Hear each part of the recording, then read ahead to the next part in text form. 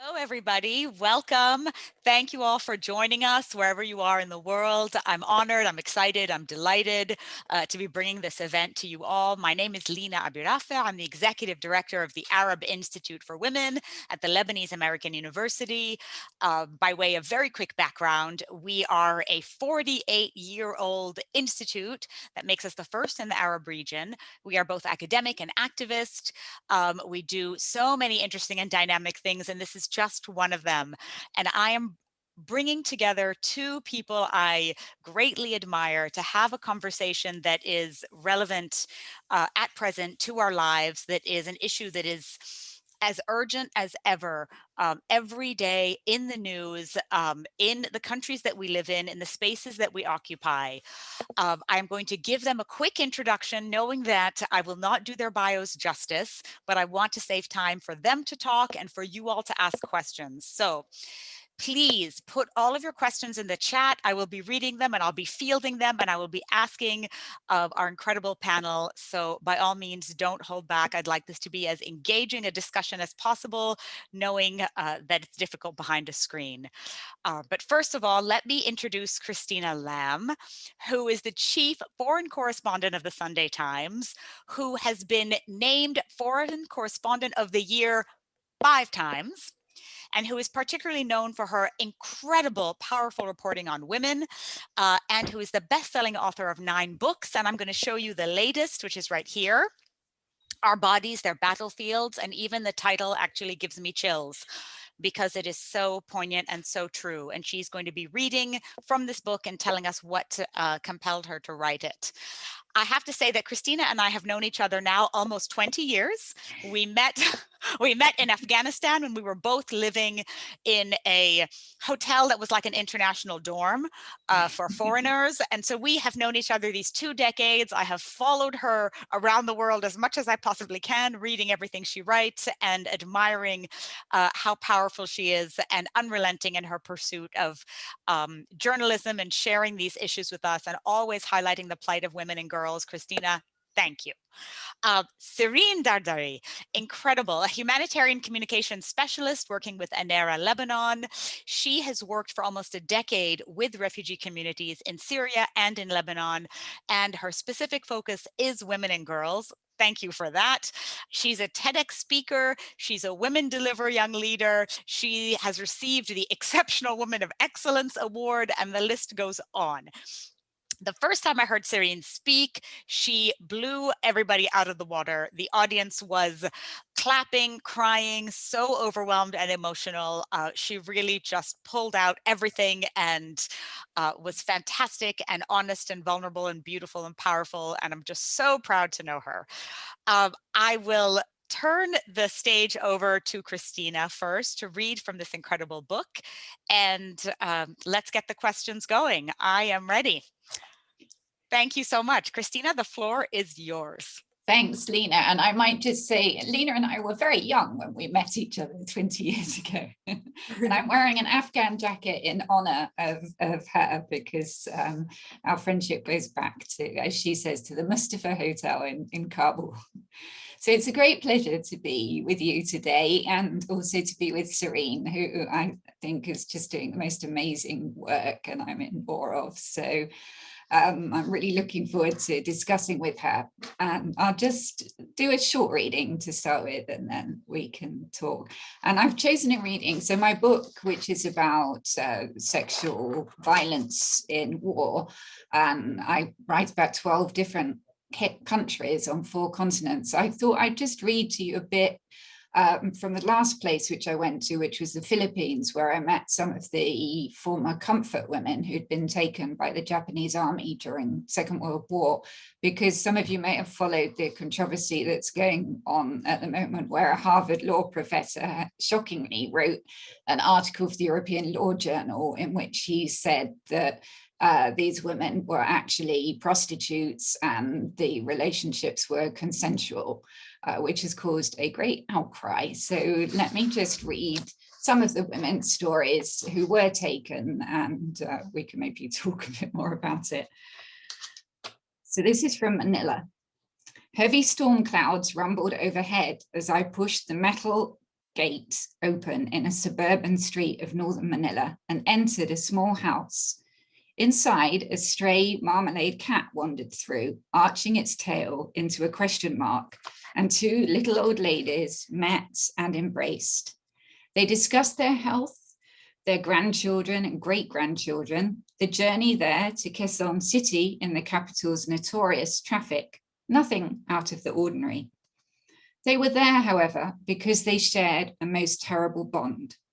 When they were girls so young that they had not even started their periods, they were raped over and over by Japanese soldiers who had occupied their country.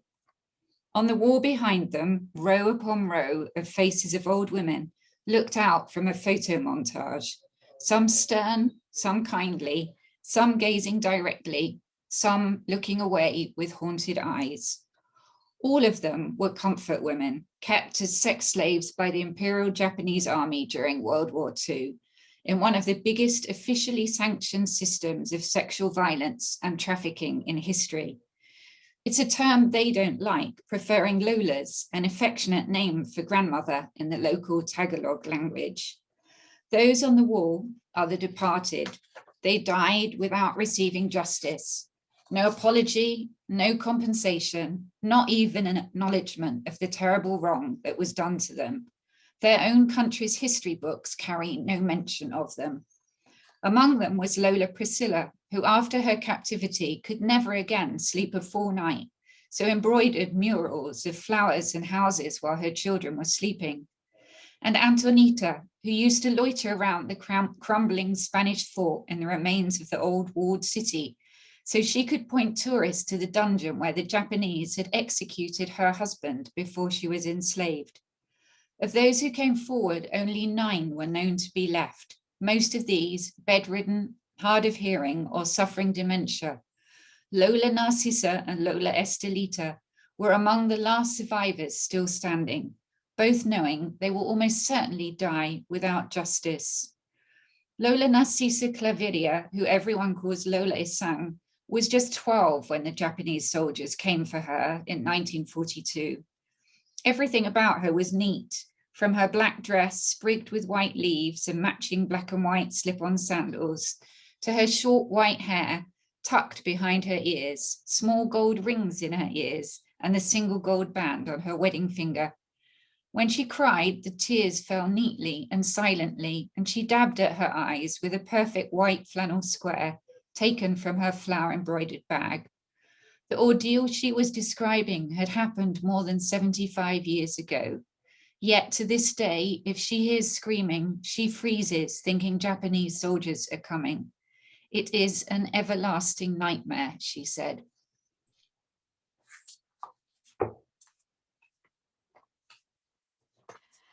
Wow, thank you so much for that. That gives me chills. Christina, what made you take this on and write this book, this powerful account, so many countries and women and stories around the world? Why this book and why now? So I wrote this book because I was angry. Basically, as you know, I've been a foreign correspondent for 33 years, which is a long time. And when I started out, there weren't many female war correspondents. And I was always much more interested, not so much in the actual fighting and what I call the bang bang, but how people live during war. You know, people still have to educate their children, protect the elderly, feed and shelter them while all hell is going on around them. And that's usually the women that do that. And that to me is actually much more interesting than the fighting. So I've always focused on that when I've reported on war. And to me, these women are the real heroes in war. But there is also a dark side, right, of what happens to women in war, and that is the use of sexual violence, rape, brutality against women. It's always happened. You know, you can go back to sort of ancient Greeks and Persians and Romans. There's always been rape in war, but that doesn't mean that it should still be going on in the 21st century. And what's happened to me is the last few years, I've seen far more instances of this, which I found a bit confusing. So really, the first time I became really aware of the scale of this was in 2015, when I met Yazidi women who were refugees. I met them on a small Greek island called Leros, actually in a strange, very eerie kind of situation. We met in the ruins of an old mental asylum, and it was all like holes in the walls and rusted old bedsteads and broken timbers. And it was clear that something truly terrible had happened to these women. All the light had gone out of their eyes. Some of them had children with them, and the children were almost falling in these holes. And the women didn't seem to notice. They weren't doing anything. So I started talking to them, and after a while they told me what had happened, and that they had been taken by ISIS fighters from their villages the year before as sex slaves, and had been taken to a place called Galaxy Cinema, which was basically like a slave market where they were separated into ugly and beautiful. And the soldiers, or not soldiers, fighters would come through and touch their hair, touch their breasts, and decide which girl they wanted to take. And I mean, one of the girls I met had been taken by 12 different fighters, as if she said she felt as if she was a goat. And she tried to kill herself a number of times, actually. And she told me that she felt even death didn't want her. So these were really, truly terrible stories. I mean, my job is to go to bad places and see bad things, but these were really, really shocking stories.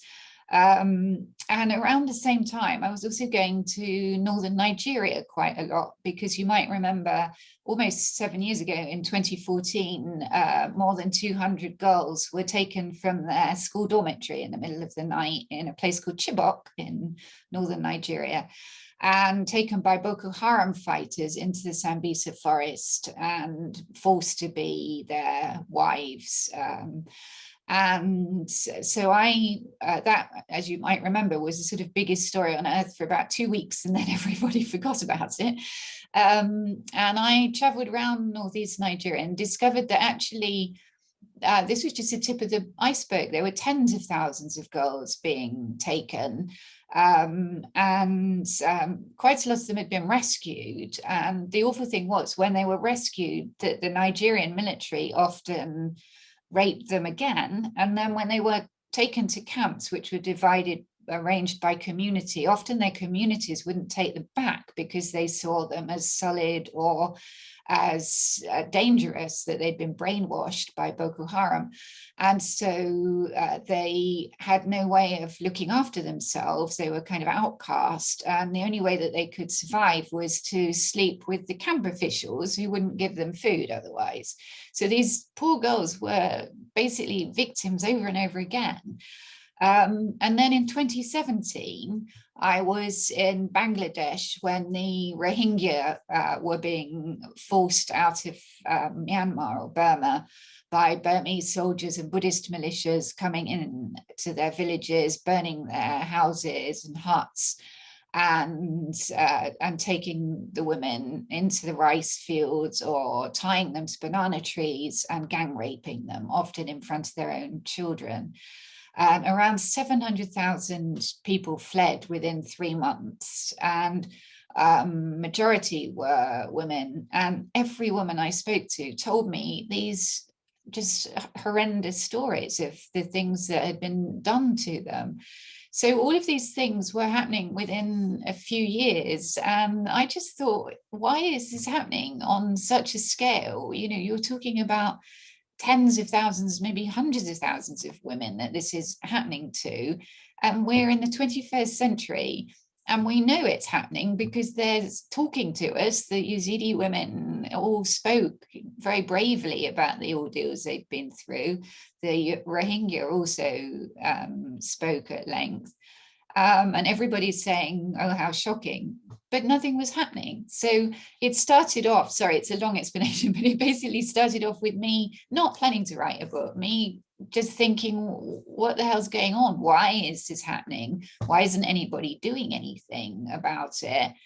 And so I started looking into it more and more, and discovered, well, we could talk about it, but just how very, very difficult it is to get justice. And so I decided to write a book about it, just to collate the stories, to make it clear the scale of what's going on, and also just how extremely hard it is to get anything done about it. Amazing. I mean, it's unfortunate that we have to keep talking about these things. And even now that we are in the month of March and so-called Women's Month with so-called International Women's Day, and we continue to fight for the same things year after year, decade after decade. And you're right, it's been around for absolutely ever. Thank you for taking this on, because well, it is also very critical. frustrating because, as you know, I mean, every country in the United Nations voted 25 years ago to this resolution 1325 to do something about sexual violence in conflict, and also to increase women's participation in mediation efforts and also in peacekeeping forces. And, frankly, very little has been done since then. Except for the celebration of one anniversary after another, and I really don't know what we're celebrating anymore. Serene, your experience in war as a woman working on this issue, working with refugee communities, working in humanitarian aid is important and is also very personal. Please tell us. The floor is yours for your statement. Wow, after that, I honestly want to also share my experience with reading the book. With younger people who are listening, with younger students who are listening, with other social change makers who I've invited and are listening right now. Christina, I honestly got dizzy while reading the book. You managed to portray the magnitude of this crisis, taking us from one place to another, one life experience after the other. And I felt as if I was in this visual roller coaster with horrific images rushing in my head. It broke my heart. It reminded me why I do what I do, and it encouraged me to never be apologetic about my feminist values. So thank you for that. Another thing that crossed my mind while reading the book and while reflecting also on the experiences that the stories I've heard from refugee women, the similar stories I've heard from refugee women, it seems that across the planet, all the places you mentioned, rape is a common denominator. And it's like a unified conflict tactic. And I noticed in many times that this rape is not really necessarily sexual. In some places it's ideological, and it's just pure violence. It's evil and not human, but definitely not animalistic, because animals are not capable of the horror you describe. And I mean, I have these heated arguments with friends regarding the factor of religion, but from the stories I've heard and from all the accounts in your book and the absurdities of these situations, it seems that religion is an excuse, a justification. These atrocities are beyond religion. And what scares me more is that despite, as you were just saying, despite the global connectivity and the extensive documentation and of these acts, these stories seem to be dismissed. They create some loud noise for a while and then fade away. And this scares me, honestly. And this question might be rhetorical, and I'm asking you as someone who experienced war, who conversed with politicians and army men and these women, with all this technology, how and why are these atrocities overlooked? And again, especially after your statement you just made, it is more of a rhetorical question and something that we all need to think about. And is in your opinion, is this a defect in our human nature, or is this a systematic problem that we seriously need to address globally? It's a really good question, I think. I mean, I could have spent the rest of my life writing this book, I think, because it's happening in so many places. And I kept hearing of more and more places. And I mean, even as we speak, there's lots of reports from Tigray about how the Ethiopian forces have been raping young women there. We've got lots of reports about the Uyghurs in internment camps in China and how sexual violence is being used against them. And also some of these brave women that have been coming out on the streets in Belarus, week after week and then taken into detention, and lots of reports from the detention centers of how women are being raped. So, it's just being used in so many different places. Why that is, I think partly because of the impunity, that there's just nobody being brought to justice for it. Not a single ISIS fighter has been prosecuted for what they did to the Yazidis, not a single Boko Haram fighter in Nigeria for what they've done to women there. And in both cases, there are quite a lot of the ISIS and Boko Haram imprisoned, but they haven't been brought to justice for that. And of course, not a single Burmese, it's more complicated, but soldier has been brought to justice. And it does seem to me a lot of this goes down to the lack of female representation in things, because I honestly believe that a lot of men think that this is a side issue, that it's not as important as the war, the killing and the torture. The head of the Iraqi courts trying ISIS fighters, when I asked him, did any of these fighters take Yazidi women? And he said, yes, lots of them. And I said, why are none of the charges about that? You're just charging people for terrorism. And he couldn't understand it. He laughed and said, but they killed and tortured people. Why would we prosecute them for rape? And so there's a complete lack of understanding of what rape is and what it does to people. And the fact is, almost every woman I spoke to told me that she would rather have been killed than gone through what she has. So I do think that if we had more women in courts, more women in peacekeeping forces, less than 5% of the UN peacekeeping forces are female, despite that resolution. There's not a single peacekeeping process going on around the world that's headed by a woman. Most of them have very few women involved, even though there is study after study showing that peace negotiations are more effective and longer lasting if women are involved. So I think all of these things are key, and we should be, really fighting for. And actually, in 2021, you wouldn't think that these were things that we still had to make an issue about. Ruth Bader Ginsburg, famously said, women belong in all the places decisions are being made. And of course we do, but we still seem to have to fight for it. It's shocking. It's exhausting. I keep saying I'll never be out of a job, as much as I'd like to retire and go on to other things, feeling like we've accomplished something. Serene, did you want to respond to that, to Christina's answer? I do have questions whenever you all are ready for them. I would definitely, I do have a few ideas I'd like to share near the end, which is lessons I've learned from the book. But just to resonate on what you just said, yes, it does seem globally that rape in all settings, even non-war settings, even post-war settings, rape is collateral damage. And the trauma caused to women, this is all collateral, and it's not being taken into consideration, which really, and I will get back to this, really makes you think that education is crucial, and quality education. And this is one of the things that we need to address, the issue of bodily rights and the issue of rape at a young age, because obviously from all these stories you shared, Christina, these young men are being brainwashed easily over nothing.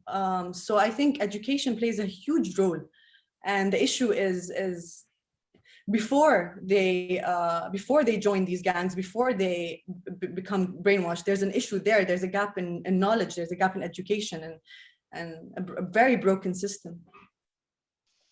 Exactly. This is built on, since the beginning of time, entitlement over women's bodies, a lack of understanding of consent, no bodily autonomy and integrity. The things that I cannot believe we still argue for to this day are absolutely shocking. But Christina, I'm going to take the liberty and ask the first question. You've been all over the world, but tell us about your experience in the Arab region, because I know you've had some pretty powerful encounters there. Yeah, I've spent a lot of time in the Middle East really over recent years, and I don't think any story has really affected me more from there than the Yazidis, just because there was so, I don't know how to say it, because they're actually really strong women who have spoken out, and I really admire them so much. But they were so innocent, you know, they'd done nothing, and so to take them and do the kind of things that were done to them just was really very, very hard to understand, I think. And the fact is, you know, all these years on, most of them are still in camps in northern Iraq, not able to go home. There's a high rate of suicide. And there's just, you know, we see this in lots of different countries, but a terrible shortage of any help in terms of, you know, trauma, psychologists, counselling. Lots of the camps have none at all. Some of the camps just have one counsellor for, you know, tens of thousands of, you know, deeply traumatized people. And so it's very, very difficult, I think, for them. It's as if this trauma does not affect us all. It's as if it evaporates. It's as if it doesn't pour into our collective consciousness and affect us all. And that's the problem. Exactly right. There are so many questions coming in. I love it. A question for Christina, if you'd encountered women who left their countries willingly to offer sexual services in Iraq for ISIS fighters. The ISIS wives, not much, because I've mostly sort of been on the other side of that conflict, and it's a very contentious issue in my country, actually, because you might have seen recently, I mean, the UK has refused to take back these women or children, and it's complicated. I mean, because I've heard so much from the Yazidis about what happened, and in many cases they say that the wives were complicit, these foreign wives that had gone, and actually also treated them very badly, but not in every case. There's, you know, a few I met where the wives had actually helped them escape or been kind to them. But the majority of cases, I would say that didn't happen. So that's slightly kind of tainted my view. And when I read these stories, because in every interview that any of them give, they talk about how, you know, they were fooled, that they didn't know anything about all the terrible things ISIS were doing. And you kind of think, really? I mean, it was everywhere. They weren't hiding what they were doing. They were putting out videos of the things that they were doing. So it's sort of quite hard to believe that people didn't know. On the other hand, some of the people that went, like some of the schoolgirls that went from London, were very young, and you know, was that grooming, you know, what? So I think everybody deserves justice, and so I do think that we should be bringing them back. And the children, I mean, to leave the children in the camp, there's no justification for that. All those children are completely innocent. So so I think we should be bringing them back, not leaving them in this camp and making them more angry about their situation, and maybe creating a new generation of angry people. I think we've done enough damage in the past. So, but I also do feel, if you know, that the people who were victims of these people deserve justice, and at the moment they're not getting justice. So yeah, I think the UK seems to just be trying to pretend that they can ignore it and it will go away, and obviously it will not. A decision does have to be made. Exactly. A lot of questions have come in about what's happening now with Eritrean and Ethiopian forces and Tigray and gang rape. And you and I know have been copied and tagged on a load of communications. And there's a social media kind of flurry about this. And so people are asking, you know, what can we do concretely? How can we be a voice for the voiceless, as somebody wrote? How do we get the world's attention to focus on this issue and to make a meaningful impact? I mean, something I've found very frustrating over the last year of coronavirus is, of course, it's the worst thing that most of us have gone through. And what's happened is that it's made countries very inward looking because they've just focused entirely on what's happening to themselves and these high death numbers. And of course, the whole thing is awful and lots of people have died and lots of people have lost their jobs and it's really difficult. But, you know, the world hasn't stopped. Wars have not stopped in Yemen and Syria and Afghanistan and South Sudan and Tigray. And it worries me a lot that we're kind of now not giving much attention to these things because we're so focused on ourselves. And in fact, you know, the UK is a way of because of all the money that has had to be spent on supporting people during coronavirus and keeping companies going, has massively cut aid, almost halved aid to international aid. And that's really alarming, I think. So, and so it's become very hard to get any focus on some of these issues. And I mean, certainly there's very little international coverage. I mean, the slight problem I have is, you know, if you're not there, and I don't know, there's lots of things being posted on social media. Clearly, there are terrible things going on because it's so widespread. I've seen some interviews with women, and the UN has also reported. But if you don't actually have access, and I like to kind of go and see things myself and hear from people on the ground, it is quite difficult to exactly know, but clearly bad things are happening and we should be highlighting that and trying to get more focus on it.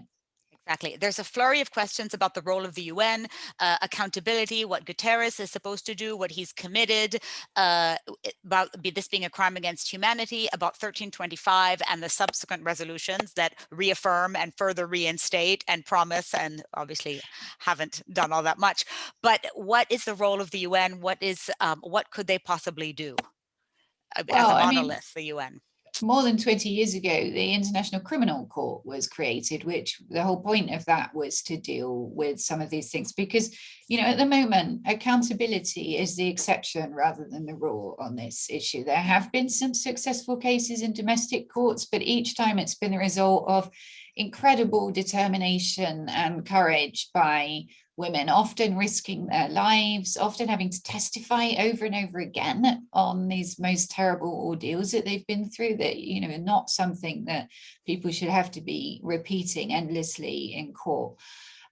So it's, and I don't think that will change until there's real international focus on this issue. Now, the International Criminal Court could have led the way, but frankly, in the last 20 years, they've only managed to, until recently, only convict one person for use of sexual violence in conflict, despite all these many examples that I have given. So that's very, very frustrating. Serene, a question for you. What do you think that civil society could be doing? Are they doing enough to demand accountability and justice for survivors? What's the role of civil society in all these countries? Actually, I don't think enough is being done.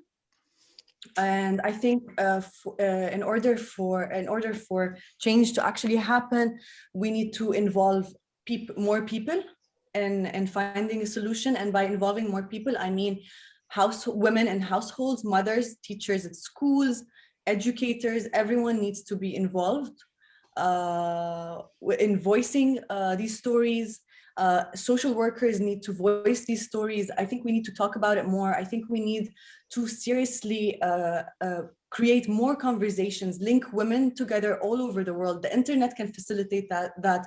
We need to make the best out of it, create bridges between women who've had these experiences, between psychologists, between lawyers, bridge people together. There are so many civil actors, and it seems that we're just duplicating these efforts. We're too donor oriented. We're following this carrot, and none of us are actually, okay, waking up in the morning, I need to do something. And for us to do something, we need to get together. And I think this is why creating platforms where people can get together and you don't need to have a degree in social studies. You don't need to be an experienced leader, blah, blah, blah, blah. You just need to be someone who wants to help. And I think it's time for that. And I think it's going to happen. And I think it's happening gradually. And that's the only way we can change things. It's a bottom-up approach. And that's the only way change is ever going to happen, if this is a collective experience. And then there's a follow-up question for you. Yeah, absolutely. What is the advice for young activists? Somebody was asking, how can they get involved? What should they do? How do people channel their anger? Because we are rightly angry and we need to put it somewhere, and it has to be morphed into action. What can young people do? Okay, then I'm just going to go ahead and tell you what I learned from this book as an answer to this question. Yep. Because it will resonate with each and every person, every young person, depending on the field they're in, whether it's law or social action or whatever. I think clearly from Christina's book, I've learned that there's a need for better capacity building for journalists in regards to mental health, trauma, interpersonal communication. And this also involves social workers and aid workers. We might be causing more damage, and that's just absolutely not okay. It's not okay.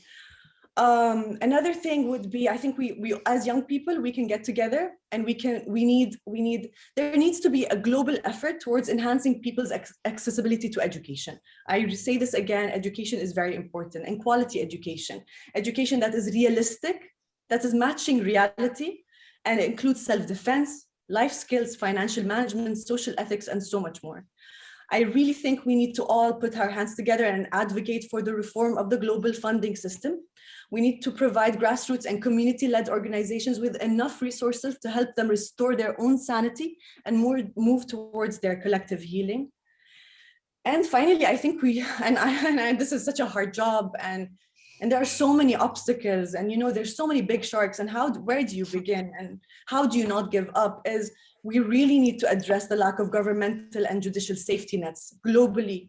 I mean, if women can't trust their own governments, nothing's going to change. I mean, it's time for fundamental change when it comes to patriarchal governance. This is really a major issue. We need more women leaders, and we need more feminist men, because the evil that's breeding this much hate all over these countries is not a women's battle. It can't be a women's battle alone. This is why we need to involve men, and this is where education plays a part, and this is where creating safe spaces for people to talk and to connect creates a part. And this is why people like Christina are crucial, because yes, bearing witness is an important thing. Christina, bearing witness to these stories and voicing these stories is important. And it reminds me of this, I'm sorry, please cut me off, interrupt me when I go long, but it reminds me of this philosophical experiment. And when they say, if a tree falls in the forest and no one's around to hear it, does it make sound? Because physics says no, because sound is actually the air vibrating, hitting your inner ear. So it's how your brain interprets it. And therefore, yes, bearing witness and sharing these stories and these atrocities is of great magnitude. And we should all encourage women to talk about their experiences, because little by little we can start addressing war and war rape and sexual violence. And as for young people, we need to start talking. We need to establish nonprofit organizations that are focused on these discussions. We need to advocate for more inclusion of young people and women in decision-making processes.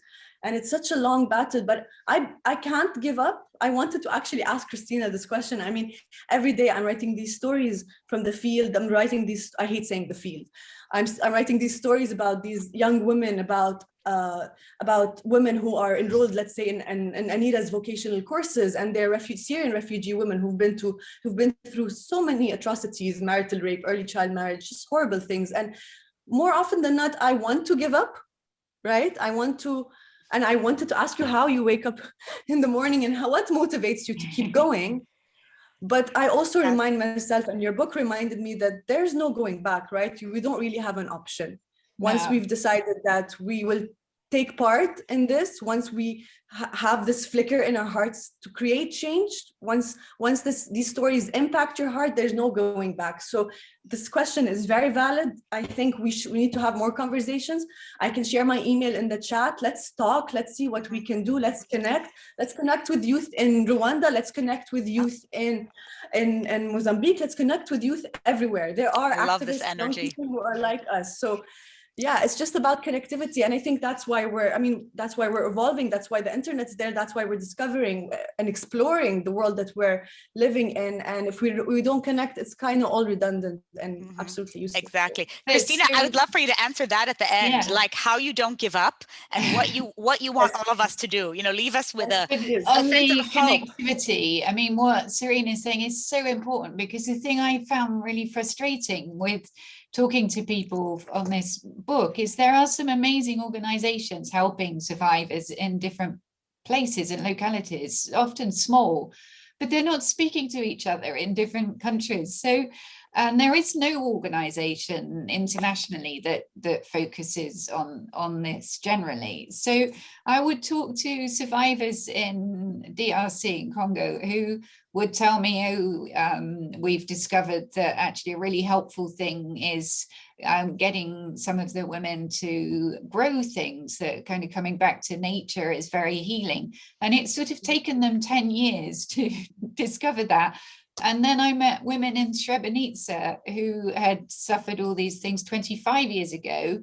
And they discovered that actually one of the most helpful things was they were sent all these rose cuttings from Holland, and they started growing roses, which they sell at the graveyard, but they also grow and they enjoy having where they live and having the smell. In fact, at the beginning, they didn't want to sell them because they liked having the roses and enjoying the coffee with the roses. And so they discovered 15 years ago what the DRC people have just discovered. And you sort of think, if these people had been in contact, then they would have been able to suggest, hey, this is what we found helpful. And it's quite frustrating that, I mean, most of the survivors I spoke to in completely different countries said very similar things about what helped them, what they wanted, but they are not really in contact with each other. So that is so important. And anything on this has to be survivor-led. These are the people who know what they want, what needs to be done, not people from outside. I mean, we can help facilitate from outside, absolutely, but right. And help kind of expand their voices, but they're the ones that have to say. And you mentioned something interesting, Serene, about which I felt, as journalists, but also aid workers, the same. Often the very first people that these deeply traumatized people are meeting. And we, certainly in the case of journalists, but also a lot of aid workers, are not trained to deal with that. We don't have any kind of training on trauma psychology or anything. So, people like the Rohingya crossing the border into Bangladesh are arriving, all these journalists with their microphones and notebooks, hey, what happened to you? And wanting, quickly, because they've got deadlines, to get the most dramatic story without thinking, actually, you're re-traumatizing people by making them repeat these terrible things that happen to them. And actually also is another issue, but which I hadn't realized until later on, is we can damage any hope they have of getting legal redress, because if we misreport things or different people slightly report things differently, it becomes very hard for anybody to then take legal action. Mhm. There are a bunch of questions, there's more questions than we'll have time for, but a bunch about the role of media. How do you shine a spotlight on issues that people have forgotten? You mentioned that we're very our attention spans are very short, and the media attention on Bring Back Our Girls was about 2 weeks. There's so many things happening and we're often saturated. I mean, we're overwhelmed with bad news. What is the role of media? How do you get and sustain media attention, and also social media as a way to gain momentum, get information out, connect people, etc.?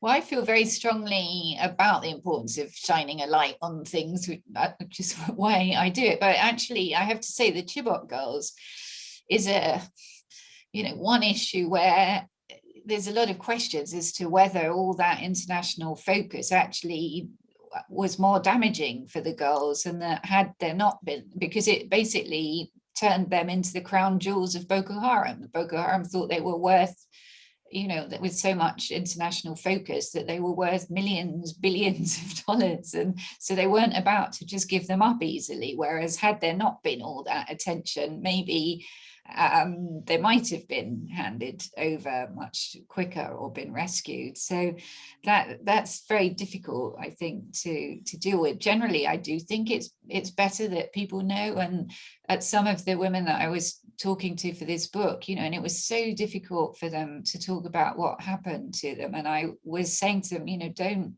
please don't feel that you should need to talk, and if you want to stop. But I mean, one girl in particular, a 16-year-old girl, who told me that the worst night of her life was when the fat ISIS judge who had taken her captive and been raping her every night. One night he brought back a 10-year-old girl and raped her in the next room, and this girl listened to the 10-year-old crying all night.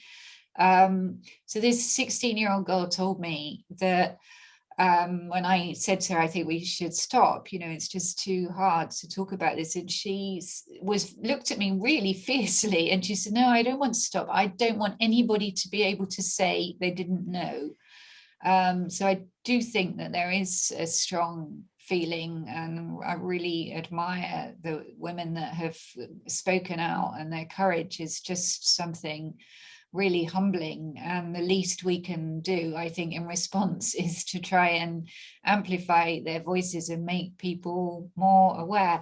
When I told you I didn't set out to write a book about this, I was shocked that there wasn't anything really written about it. Like I told you, this has been something going on through history, and it's very hard to find any, there's a few specific things about how it was used in the war in Bosnia, but there isn't like a history bringing it all together. There's also very little research into perpetrators, because one of the things you start to think as you look at this is, why are these people doing this? And a lot of the cases I wrote about, they were ordered to do it. But even if you're ordered to do it and you're in some of these remote villages and things, you have possibility maybe of not carrying out those orders.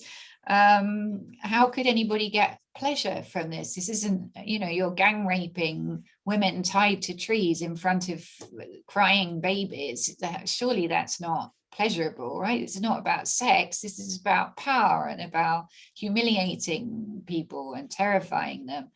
And so what do perpetrators get from it? So I found there was very little research on that, and I would be very interested to know much more about that. Mm-hmm.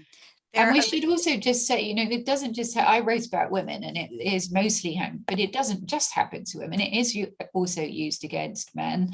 I know that in the Libyan detention centers, there's a lot of cases of rape being used on men in the Syrian detention centers. And actually very recently, I interviewed a Mauritanian man who had been in Guantanamo Bay for 14 years without charge, who was waterboarded, etc. But he said to me, the worst thing that happened to me was sexual abuse by the American guards.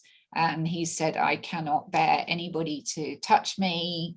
He's actually in a relationship with someone, and he just finds intimacy impossible. And he said, when before it happened to him, some of the other prisoners had said that these things were happening, and he thought it was funny. He thought, these hot American guards, touching you, what could be wrong with that? And he said, I had no idea how completely humiliating, and you just feel like an object.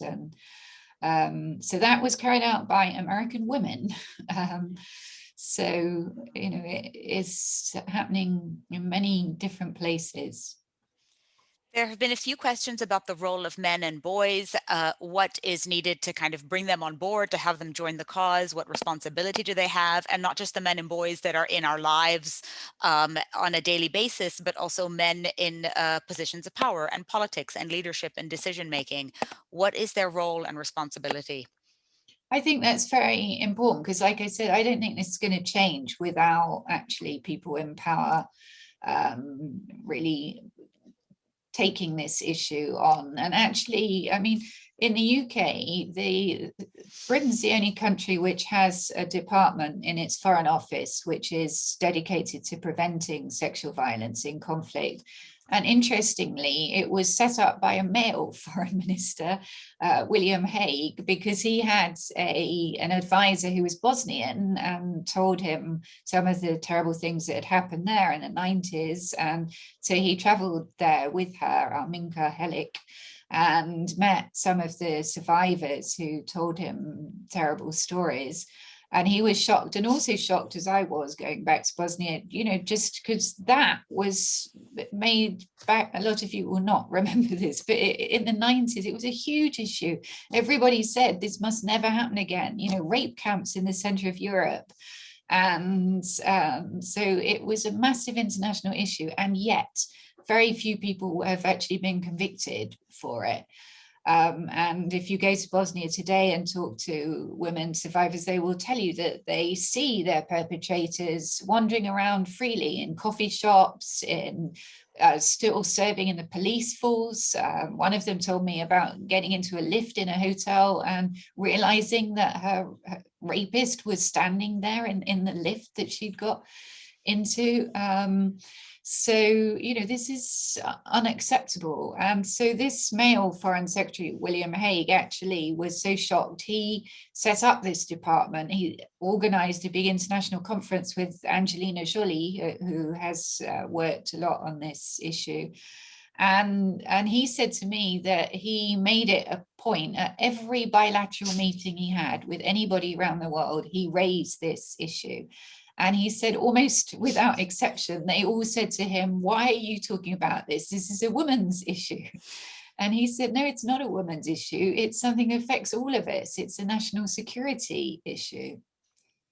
But sadly, he then was removed from being Foreign Secretary. Serene, what suggestions do you have for men and boys and getting them on board? I think learning about things. I would encourage young men to read this book. I don't know if we can teach it in schools, but that would be awesome. Later stages of school. Just a suggestion. I really think, again, I could keep going back to education. I think it's important that we talk about these things because we don't talk about them in our households, right? We avoid them. And this thing happened.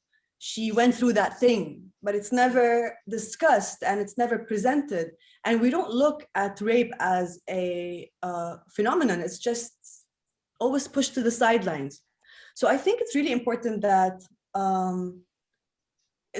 female social change makers and men as well, I think it's important that we ignite these conversations. Mm-hmm. It's really important that we ignite these conversations. It's important for young writers to create books about these issues, children's books that are indirectly related to our bodily rights and whatnot, especially in the Arab world where this is rarely discussed, rarely touched upon. And it's so crucial because, I mean, we're creatures of habit. So things that you see, you witness, you experience as a child are either normalized or stigmatized, and this is why it's important. This conversation is important. And then the conversations that our audience might go and have with their families are important.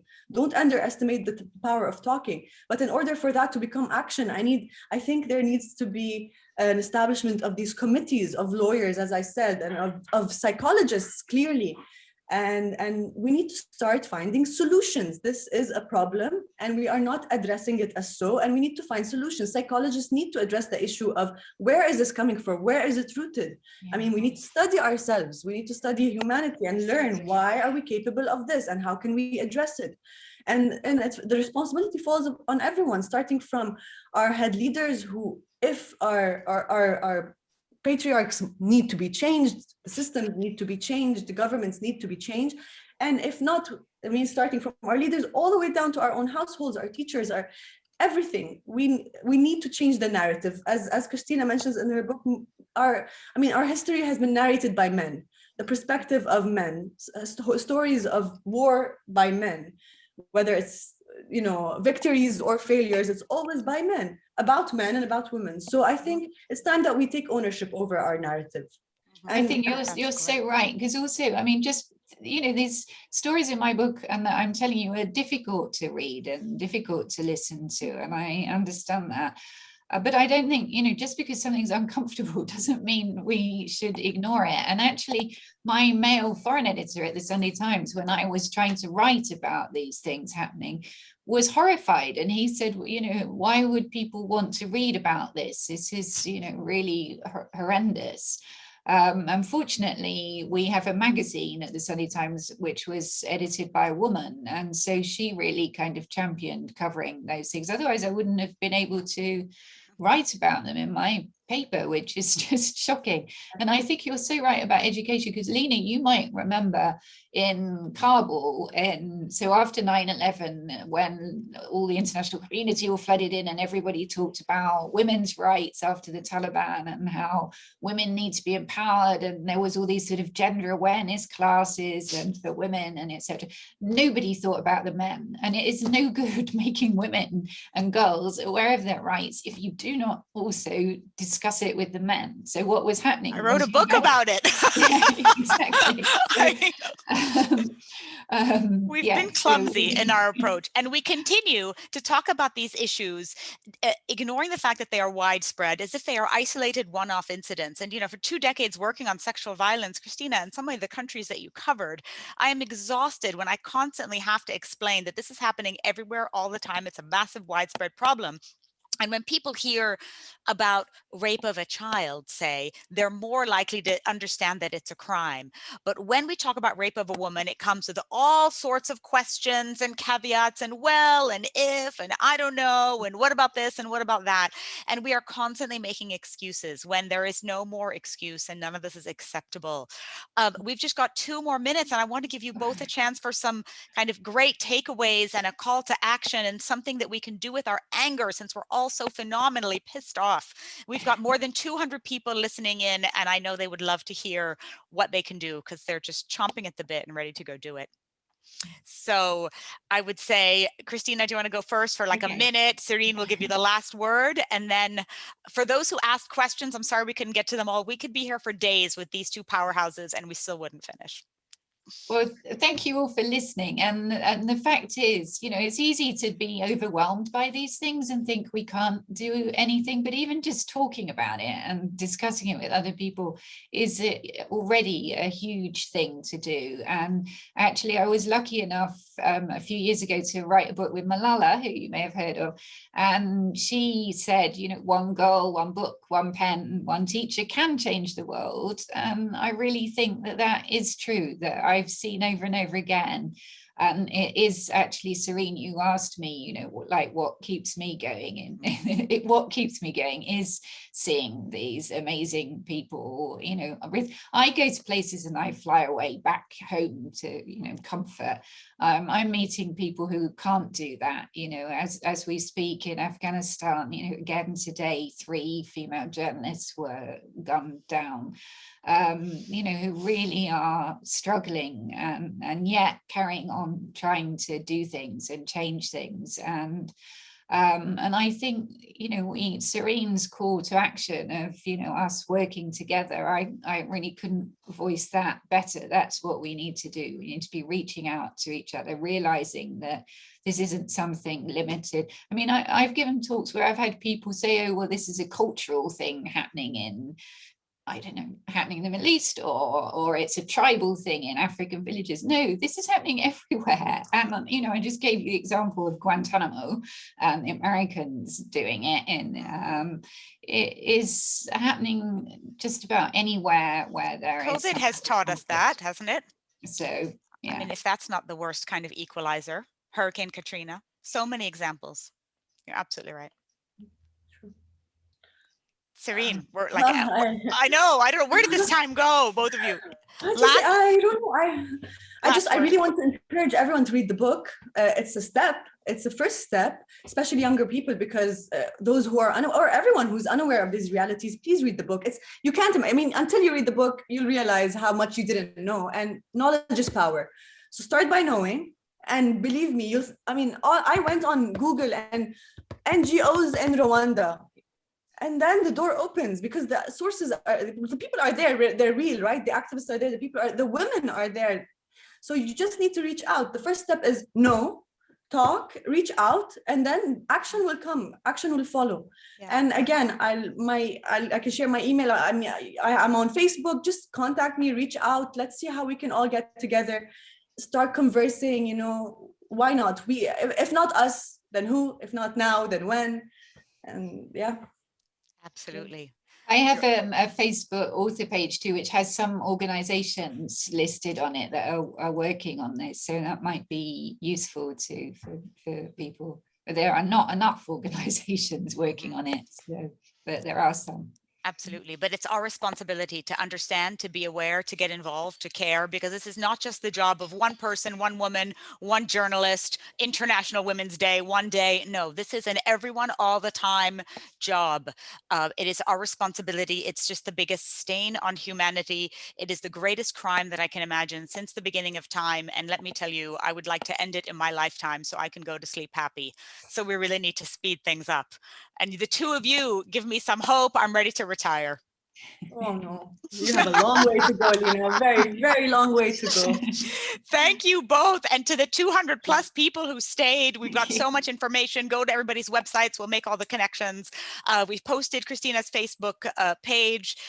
Everything will be on the Institute page as well. Thank you so much for who you are and what you do and what you bring to the world.